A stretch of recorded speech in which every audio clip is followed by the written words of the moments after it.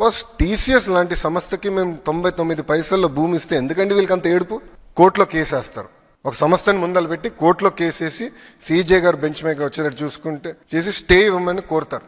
CJ గారు అక్షంతలు వేసి అవును తప్పేంటి టీసీఎస్కి ఇస్తే తప్పేంటి, మీకు ఎందుకు ఇబ్బంది, ఉద్యోగాలు వస్తున్నాయి మీకేంటని చెప్పి పక్కన పడేశారు. అంటే చూడండి, అడుగడుగునా అభివృద్ధి జరగకూడదు, పెట్టుబడులు రాకూడదు, వచ్చే కంపెనీలని తరిమేయాలి, అదే లక్ష్యంతో పనిచేస్తున్నారు. నిజంగానే బాధ వేస్తుందండి ఈరోజు. ఎందుకంటే సింగపూర్ ప్రభుత్వంలో పనిచేస్తున్న అధికారులు ఒక మాట చెప్పారు.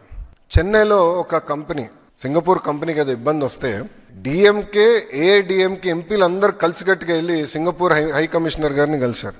సింగపూర్ అంటే భారతదేశంలో సింగపూర్ అధికారులను కలిసి ఇది ఉంది, ఈ సమస్య ఉందని చెప్పారంట. ఆయన ఆశ్చర్యపోయారు, అరే మీరు ఇద్దరు ఎప్పుడు కొట్టుకుంటారు కదా, ఇప్పుడు ఇద్దరు కలిసికట్టుకు వచ్చి ఏంటి మమ్మల్ని కలిసారంటే వాళ్ళు ఒక మాట చెప్పారండి. సార్ చెన్నై వరకు మేము కొట్టుకుంటాం సార్, చెన్నై దాటి వచ్చిన తర్వాత మేము తమిళనాడు సార్, తమిళనాడు మేము రాష్ట్రం కోసం మేము కలిసికట్టుగా పనిచేస్తాం, మాకు ఎలాంటి విభేదాలు లేవు, ఈ సమస్య మీరు పరిష్కరించండి అని చెప్పారు. కానీ ఈరోజు చూడండి, ప్రభుత్వం ఇంత కష్టపడుతుంటే, పెట్టుబడులు తీసుకొచ్చడానికి అహర్నిశలు ప్రయత్నిస్తుంటే, వీళ్ళు ఇట్లా ఈమెయిల్స్ రాయించి ఏకంగా కోర్టుకి వెళ్తే ఇంకా ఎక్కడ పోతాండి.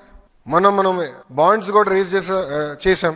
ఆర్బీఐ దగ్గర నుంచి అందరి వరకు వీళ్ళు ఈమెయిల్స్ రాశారు. అంటే రాష్ట్రం ముందరికి వెళ్ళకూడదు, ఎట్టి వరుస ఆపేయాలి, వాళ్ళు చేయరు, చేసే వాళ్ళని చేయనీయకుండా ప్రయత్నిస్తున్నారు. ఇది ప్రజలందరూ గమనించాలి. ఎందుకంటే దీనివల్ల తీవ్రంగా నష్టపోయేది ఎవరండి? ఆంధ్ర రాష్ట్రం.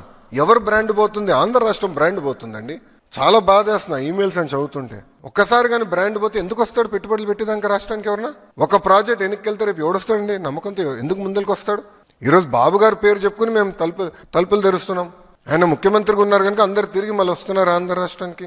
ఇతర దేశ మంత్రులు వస్తున్నారు ఆంధ్ర రాష్ట్రానికి చర్చించడానికి. మొన్నైతే యుఏఈ మినిస్టర్ గారు ఫస్ట్ విజయవాడకు వచ్చి ఇక్కడ ప్రోగ్రామ్ చేసిన తర్వాతనే పక్క రాష్ట్రాలకు వెళ్ళారు ఆయన. అంటే అంత కమిట్మెంట్తో మేము పనిచేస్తుంటే వైకాపా వాళ్ళు ఇది చేస్తున్నారు.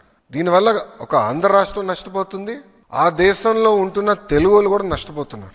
ఎందుకంటే వాళ్ళ రెప్యుటేషన్ కూడా పోతుంది. ఏంటిది, ఏ రాష్ట్రంలో లేదు, ఏంటిది, ఎందుకు ఇంత జరుగుతుందని వాళ్ళు తిప్పి మమ్మల్ని ప్రశ్నిస్తున్నారు.